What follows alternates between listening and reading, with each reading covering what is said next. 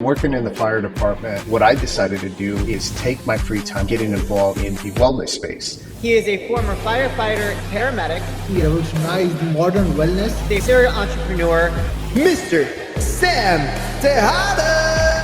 It started as a part-time gig and became what it is today. Was that a hobby or a passion for you? I've always been passionate about health and wellness. That's where I took my medical background as a paramedic. How do you differentiate ancient wellness versus the modern strategy? The biggest thing that we're focused on is the proactive approach to medicine versus waiting until someone gets sick. How much was it challenging to create franchises? Liquivida doesn't provide jobs. It provides careers. The people that we hire went through formal training.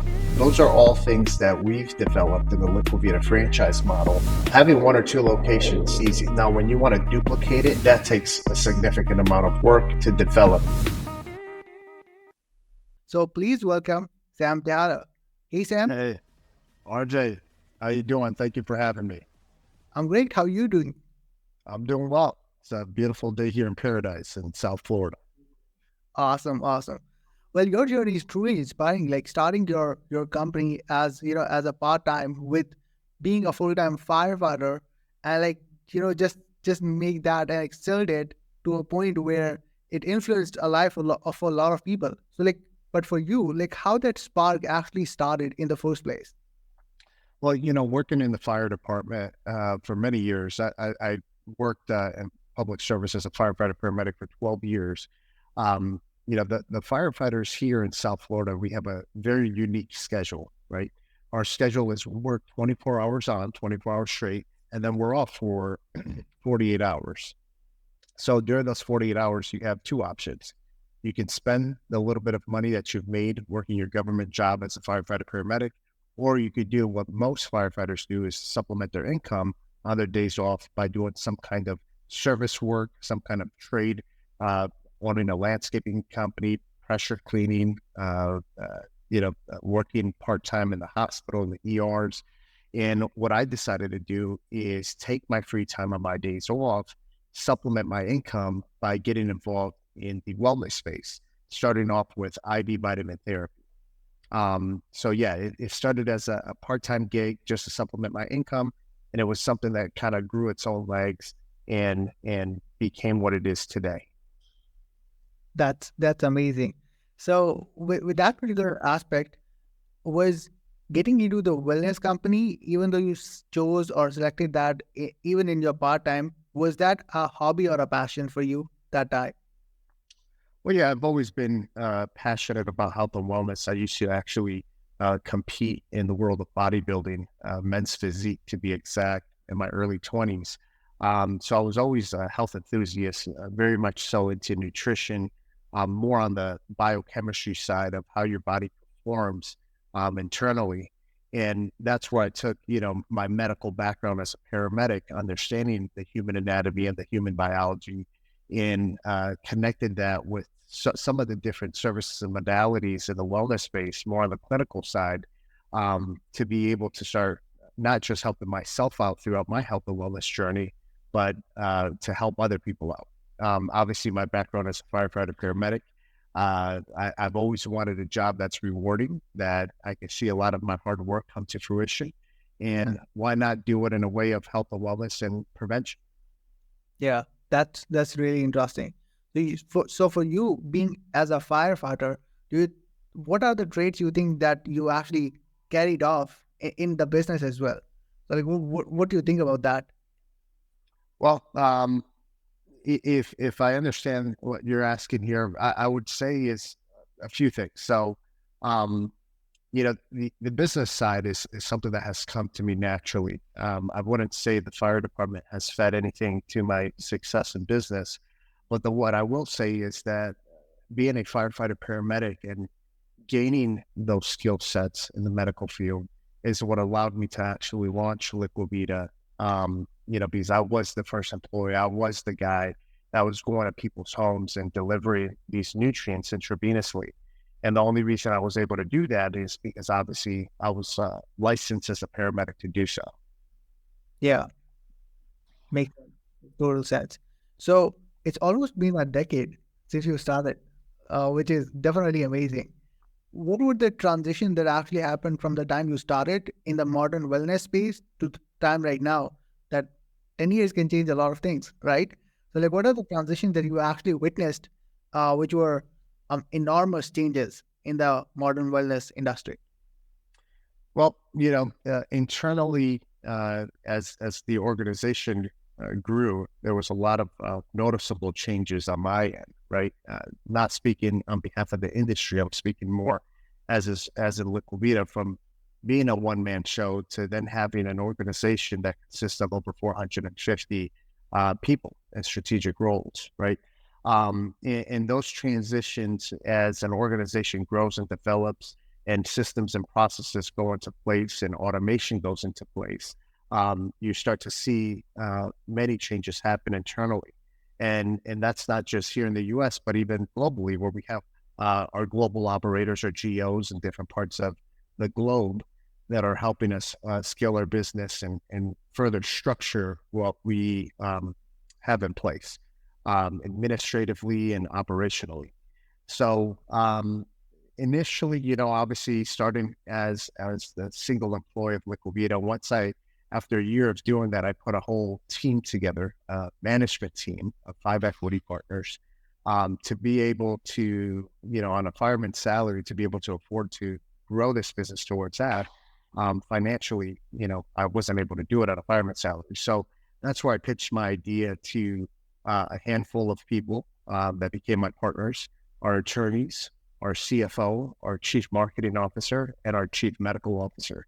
So for many years, for about four years or so, all of us put in our work through sweat equity, where basically we didn't collect a dime. We were all still working our full-time jobs.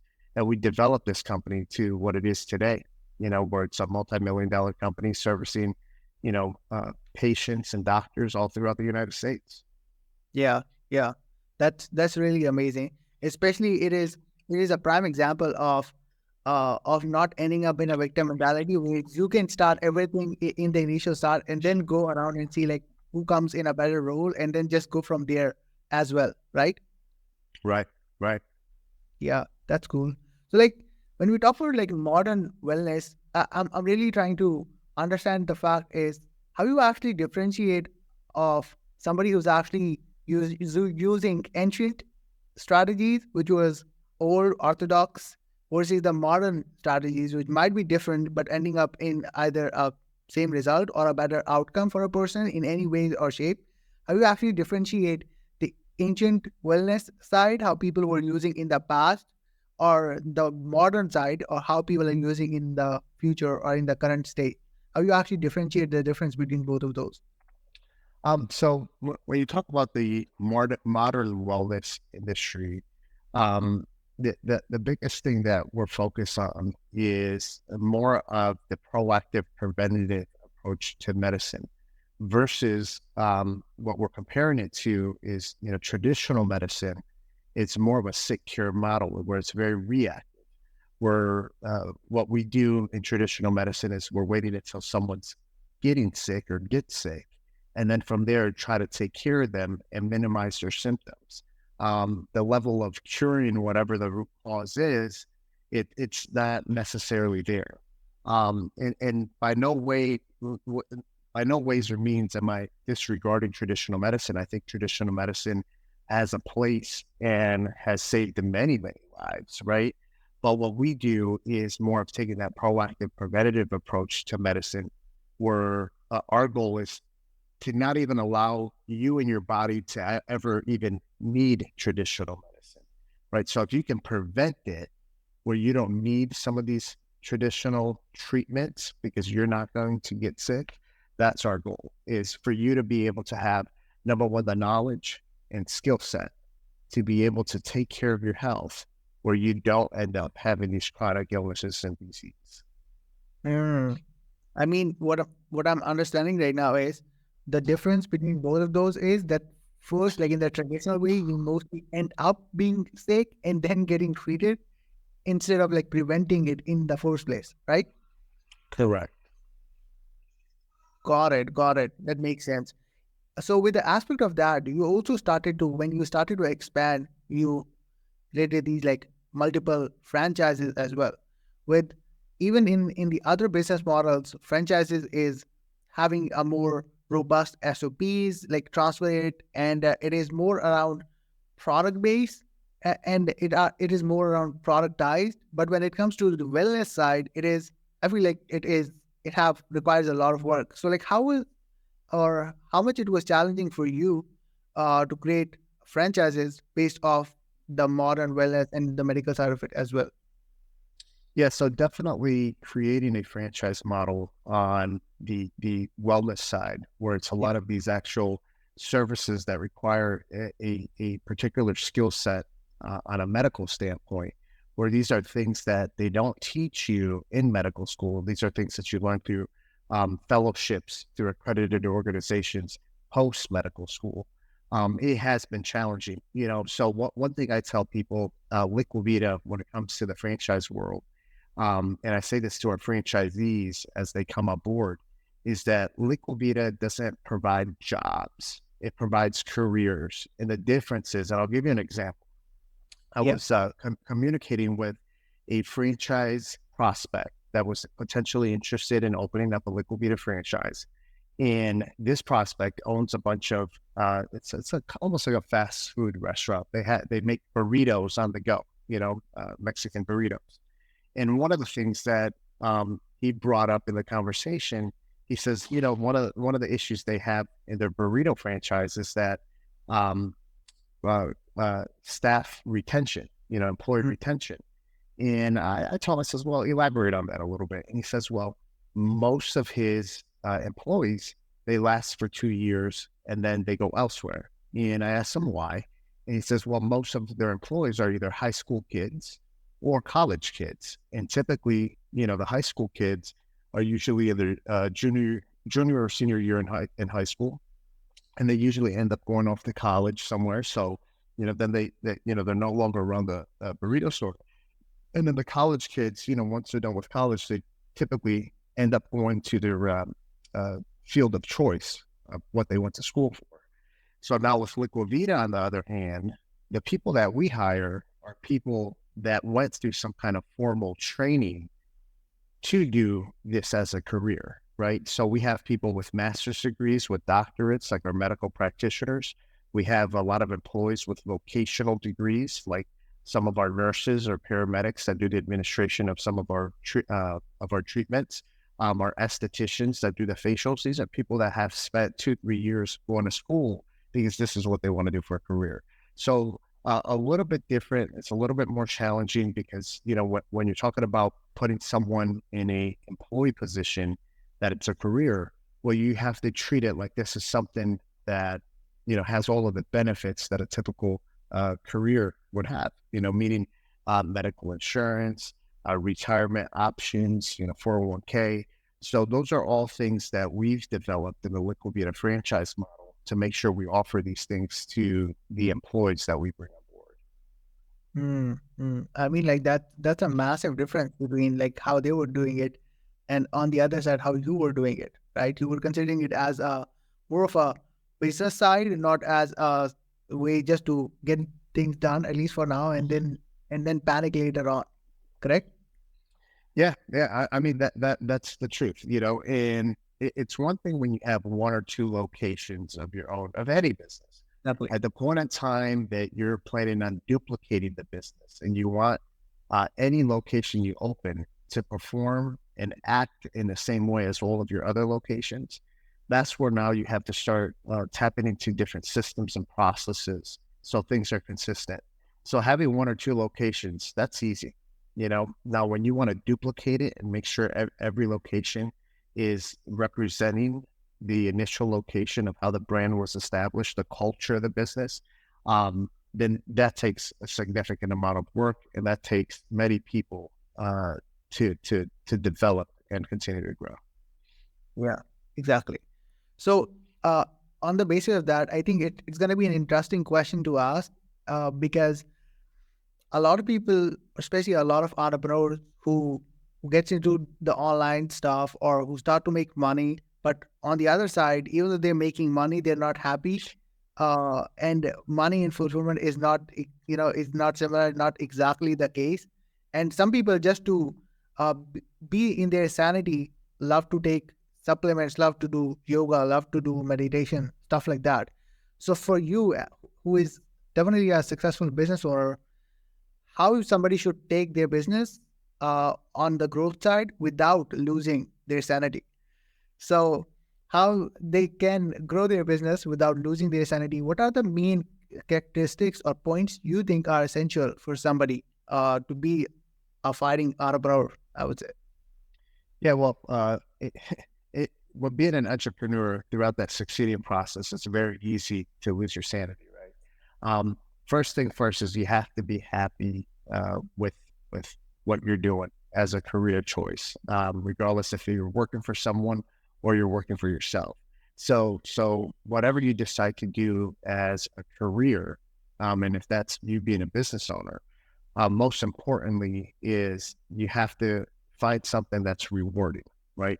And I'll give you an example of what happened with me. When I started working at the fire department at the age of 20, right, very young, I knew what I wanted to do. I wanted what I assumed was the most rewarding job in the entire world, where I'm classified as a hero. Being a firefighter, I'm a hero. Well, that wasn't the case.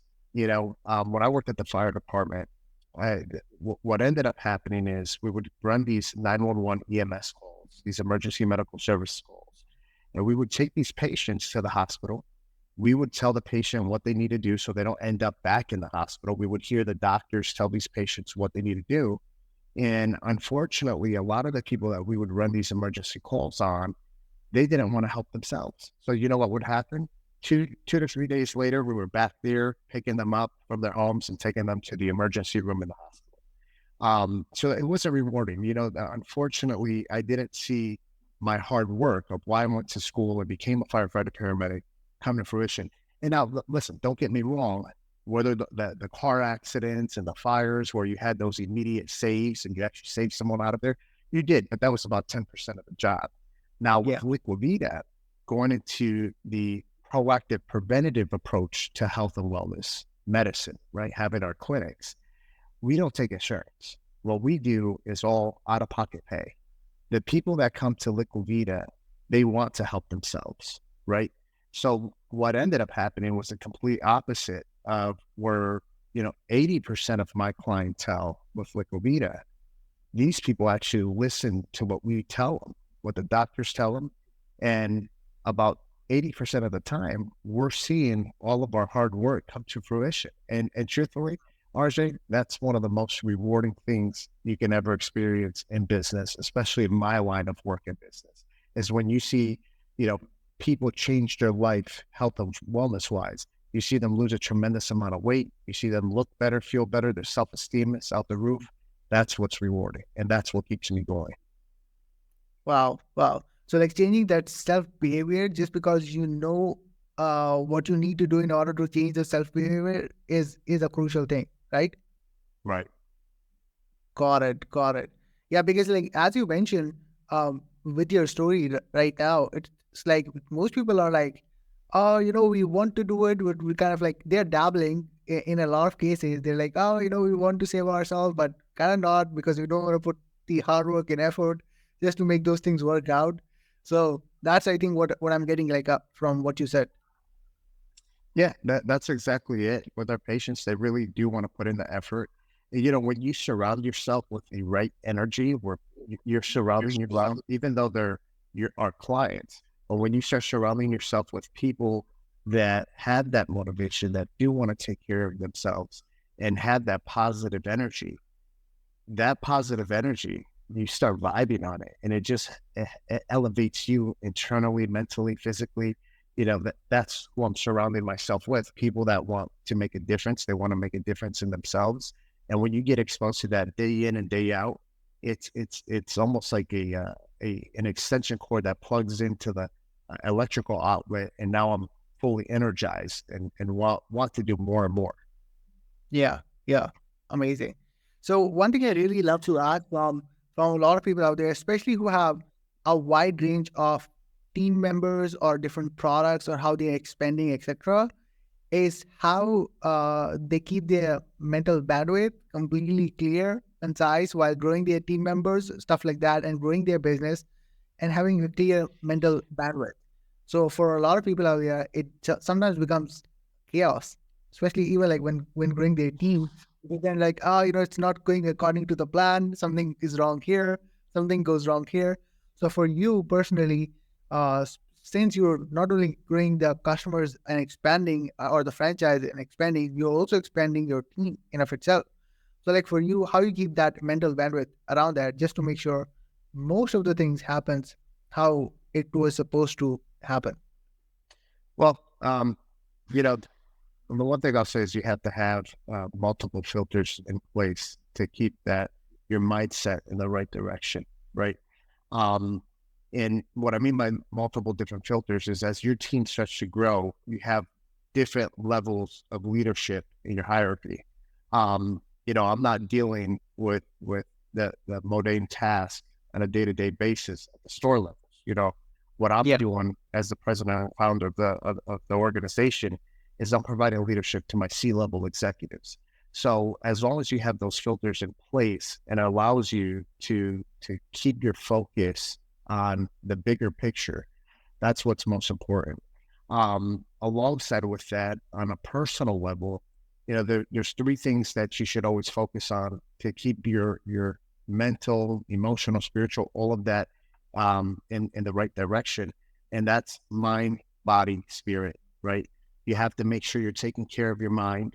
Meditation is key. Connecting, making sure, again, your mind is right, making sure your body is right?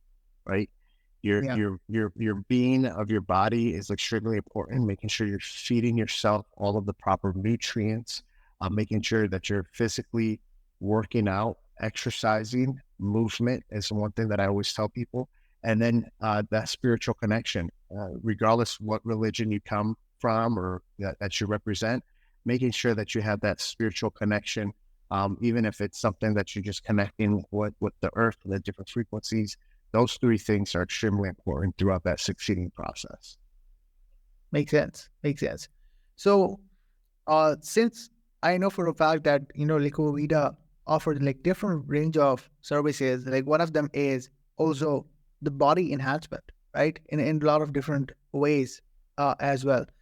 I'm really curious to ask, like, have you guys ever either witnessed inside of Liquivida, like if somebody comes in and they're like, hey, I want to enhance like this and that, which might sound weird, not even like look suitable on that particular person, or even in like in external case, have you saw somebody comes in like, hey, I want to enhance this on my body, which might not look good, for a fact as an expert, but they're like, hey, just do it, whatever it takes. So have you had any case that you saw or witnessed? Yeah, I mean, so for someone to enhance certain parts of their body or something like that, where you and I might think it's ridiculous, but that's very subjective, right? So if we have a patient that comes in who wants the bigger lips, or something like that, that's what's going to help that person have that better self-esteem. So it's one thing that we do a thorough evaluation of what the patient, we call them clients, but what the patient is requesting. But before we make any decision, the biggest things that we have to take in consideration, and these are the factors, is number one, is it clinically safe for us to do this, right? If the answer is no, then we don't engage. Doesn't mean that there's not another medical practitioner that would do the job. So first we want to make sure that it's clinically safe for us to do this procedure on the patient. And then number two, is it clinically appropriate for us to do it?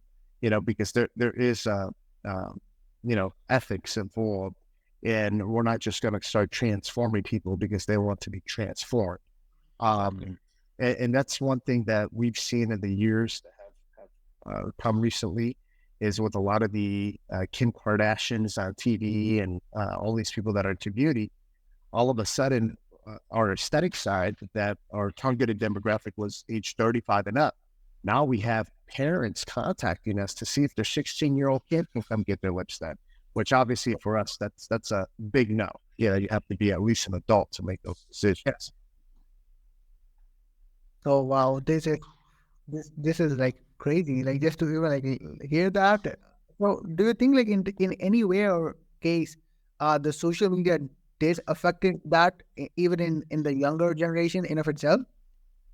Of course, yeah. Social media is definitely has taken a big play on that. When you get certain images in front of you day in and day out of what is considered beauty, right? So people are being programmed with that, and that's what they want. They want what they consider aesthetically pleasing or aesthetically attractive, and they chase after that.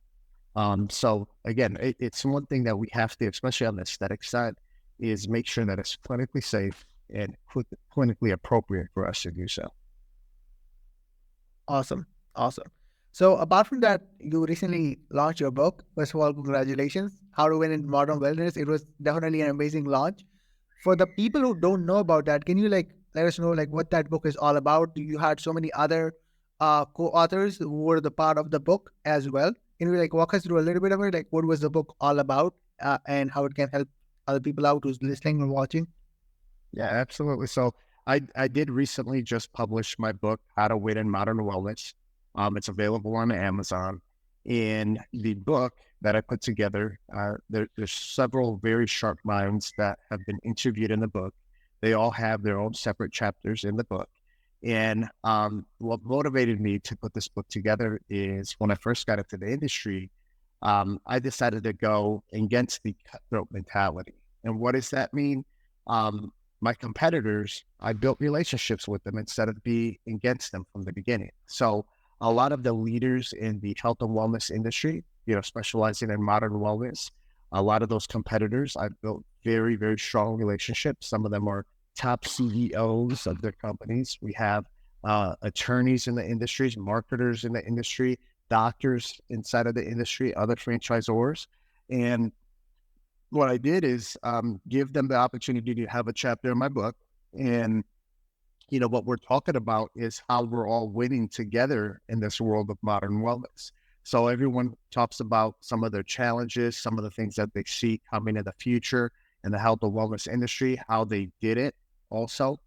So the book has become a awesome help guide for people that are trying to get into this growing industry, where they can kind of hear it from some of the leaders in the industry on what to expect, the challenges they went through, things that are potentially coming down the line in regards to regulatory, what's happening on the marketing side, on the operational side, and be that self-help guide for people getting into the industry. And then for the regular person who's just more of a consumer of the health and wellness industry, the book is a good read for people to understand a lot of these different services and modalities that are available in the world of biohacking and modern wellness.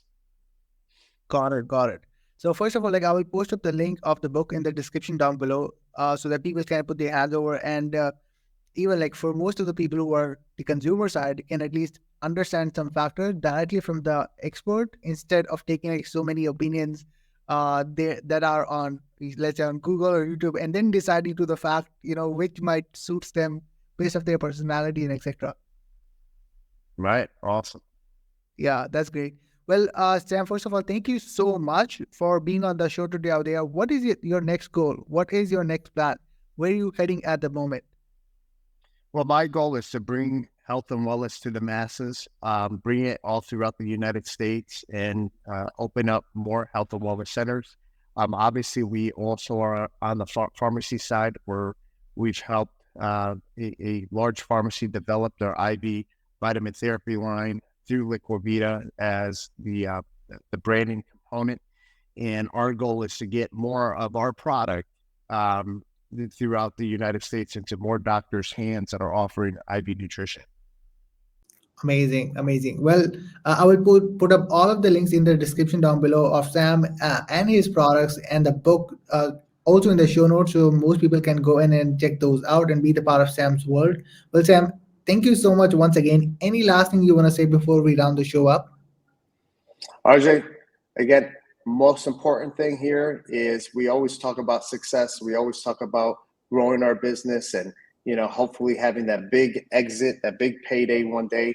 But what people have to remember, and this is what's most important throughout the succeeding process, is that the most important currency, the most valuable currency, it's not the dollar, it's not the yen, it's not the peso, it's not the Bitcoin, it's not cryptocurrency, it's your health, right? Health is wealth. Without your health, you have absolutely nothing. There's no point of working so hard if you don't have your health. So making your health your number one priority is what's most important throughout that succeeding process. Wow, that's amazing. So yeah, guys, thank you so much for watching, and we're definitely gonna see you guys in the next episode. Until then, peace out.